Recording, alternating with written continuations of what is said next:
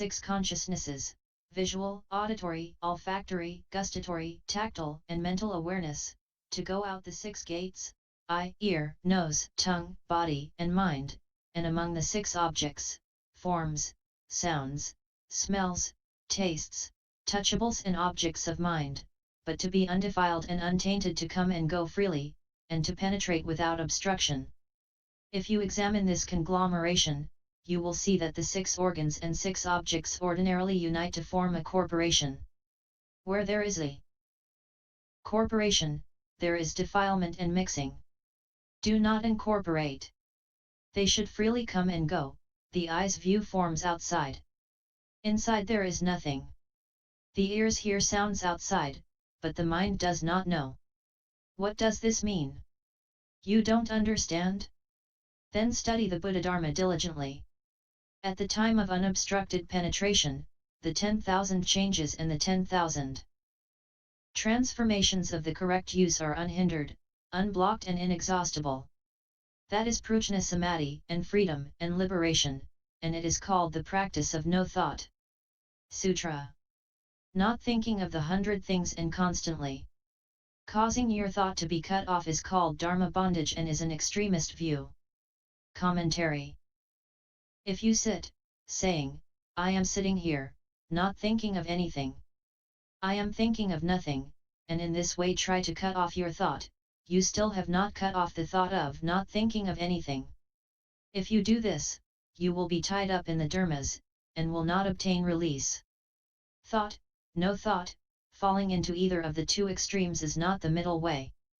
In telling you to awaken to the no-thought Dharma, it is not to say that you should be like dead ashes or rotten wood. What use are ashes without fire? They are nothing but dirt. What use is rotten wood? You can't burn it. If you sit, thinking, do not think. Do not think of the 100 things, your thought of not thinking is itself a thought. Trying not to think is like trying to prevent the grass from growing by pounding on it with a rock and shouting, don't come up. You push the rock into the soil, but when you move it again the grass grows up thicker, stronger, and more dense than ever. Then how does one attain to the no-thought Dharma? It requires the samadhi power that comes from having right, not deviant, thought. Sutra. Good knowing advisors, one who awakens to the no-thought Dharma completely penetrates the 10,000 dharmas. One who awakens to the no-thought Dharma sees all Buddha realms. One who awakens to the no-thought Dharma arrives at the Buddha position. Commentary. Do you know the realms of all Buddhas? Do you know what their state is like? If you do, then you understand the no-thought Dharma. No, you say, I do not understand the Buddha realms. Then you do not understand the no-thought Dharma. Do not be like a certain person who does not know anything at all, who cannot even explain the 5 esoteric meanings and the 7 sutra title topics, but who still runs around lecturing on sutras and cheating those who do not understand the Buddha Dharma. People stream in like ants to hear him. They come marching, deng, deng, deng. What for? Who knows? Ultimately, what Buddha Dharma do they study? That man reads an English translation of a sutra aloud, he simply reads it. Anybody can read it, you can read it, he can read it, I couldn't read it. Why? Because I can't read English.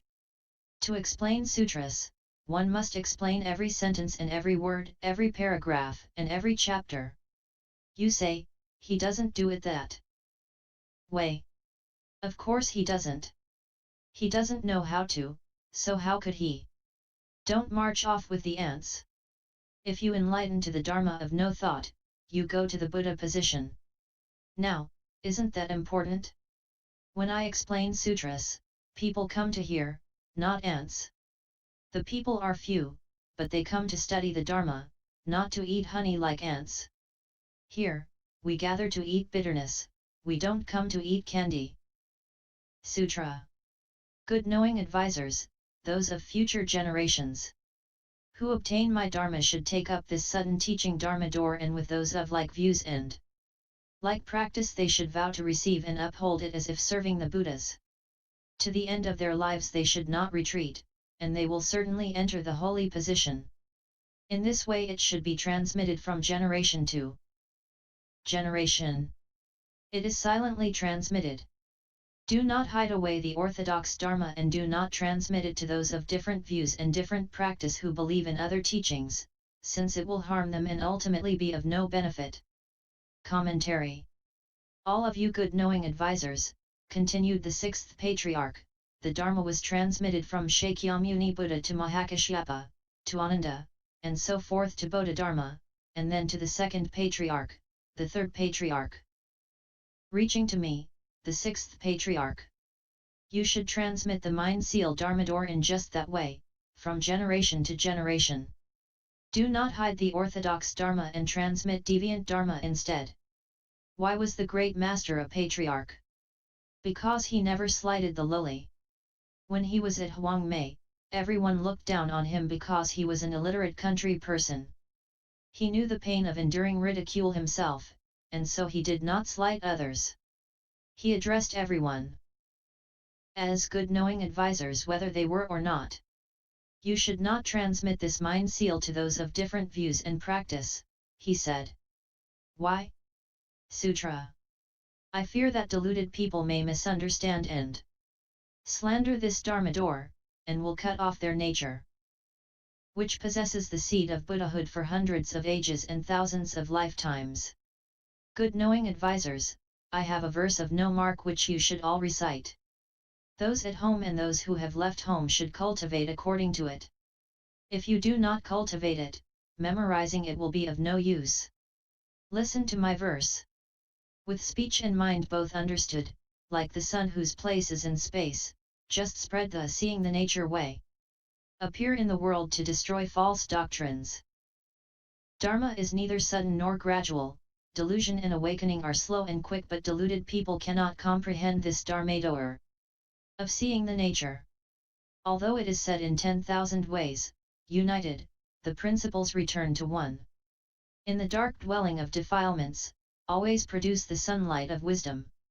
The deviant comes and affliction arrives, the right comes and affliction goes. The false and true both cast aside. In clear purity the state of no residue is attained. Bodhi is the original self-nature, giving rise to a thought is wrong.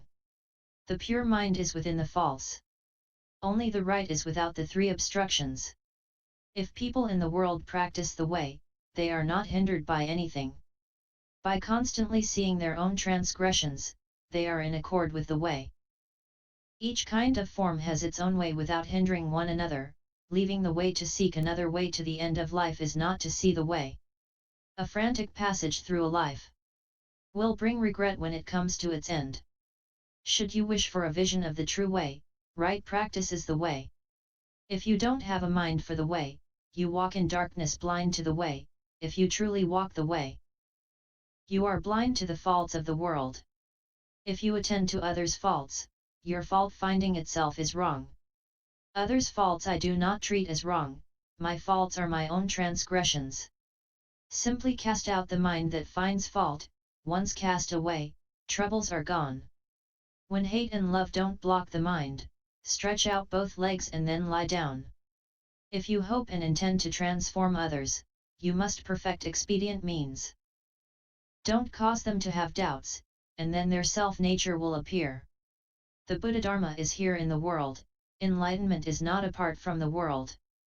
To search for Bodhi apart from the world is like looking for a hare with horns. Right views are transcendental, deviant views are all mundane. Deviant and right completely destroyed. The Bodhi nature appears spontaneously.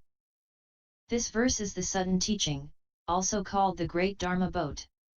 Here in confusion, pass through ages, in an instant's space, enlightenment. Commentary. With speech and mind both understood. Understanding speech is to know how to lecture on sutras and explain the Dharma. Understanding the mind refers to the mind-ground Dharma door of dhyana meditation. If you can lecture on sutras, speak Dharma, and cultivate dhyana meditation, you are like the sun whose place is in space, you are like bright light which illuminates the void and yet is nowhere attached. Just spread the seeing the nature way, the Dharma door which the sixth patriarch transmits teaches you to understand your mind and see your nature. Understand the mind and there are no difficulties. See your nature and there is no anxiety. When you see your original face, you understand the Buddha Dharma. Appear in the world to destroy false doctrines. This Dharma door exclusively speaks of transcendental principles, and destroys all heretical, non-Buddhist religions. Dharma is neither sudden nor gradual. Delusion and awakening are slow and quick. Essentially, the Dharma is neither sudden nor gradual. However, confused people must be taught to cultivate gradually, while wise, enlightened people understand the sudden Dharma. If you are stupid, you become enlightened a little slower. If you are intelligent, you become enlightened a little faster. Today I will tell you the plain truth. Every day I lecture the sutras, but rarely do I speak plain truth. Today I'll say a little. Why? I can't speak much plain truth because you won't believe it.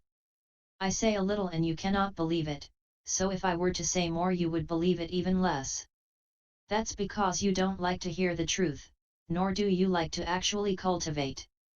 So I have no way to speak true Dharma for you. I have to wait. I wait for an opportunity. And now an opportunity presents itself because we have come to this verse and the doctrine should be explained here. What is the sudden teaching? Sudden means, cut it off. Cut what off? Cut off your sexual desire. Can you do it or not?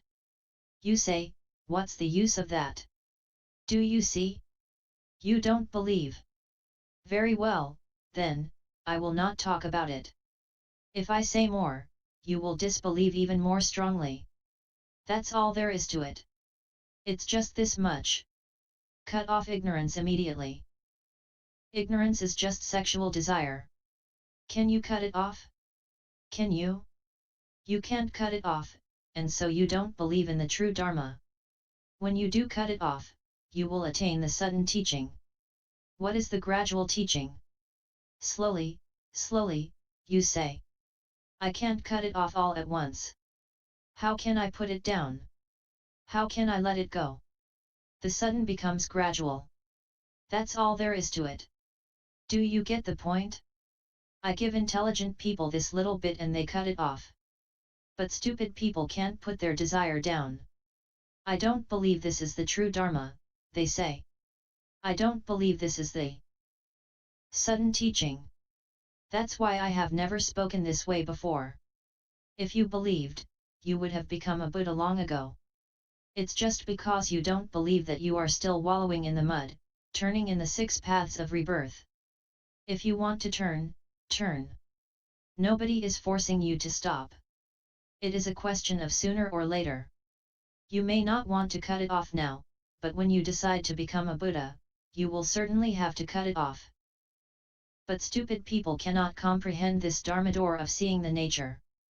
The sudden teaching is the Dharma door of seeing the nature. If you cut off sexual desire you can understand your mind and see your nature. Don't speak of this Dharma to stupid people. They cannot understand it and they won't believe it, just as now, when I told you to cut it off and you couldn't do it. Stupid people cannot comprehend, they cannot understand. If you tell them, they won't believe you. Although it is said in 10,000 ways, united, the principles return to one. There are 1,000, 10,000, millions of Dharma doors used to explain this principle. There are 84,000 Dharma doors to counteract just this kind of affliction, just that kind of ignorance. But when you trace them to the root, they are all just one, just the sudden Dharma which tells you to cut off ignorance immediately and manifest the Dharma nature. In the dark dwelling of defilements, always produce the sunlight of wisdom. Having affliction, you are in a dark room, but having wisdom, you are out in the dazzling sunlight. The deviant comes and affliction arrives, the right comes and affliction goes. Today I will give you a little basic Dharma. If I never say it, you will never know. Deviant refers to the arousing of sexual desire. Do not take it as happiness, it is an affliction. What is right is Prajna wisdom. Genuine wisdom breaks through ignorance and casts out affliction. The false and true both cast aside. In clear purity the state of no residue is attained. This is nirvana without residue. You say, the verse says, the false and true both cast aside. I'll ignore both of them. If you ignore them, you are still in the dark dwelling. When you have transcended the deviant and the right, then they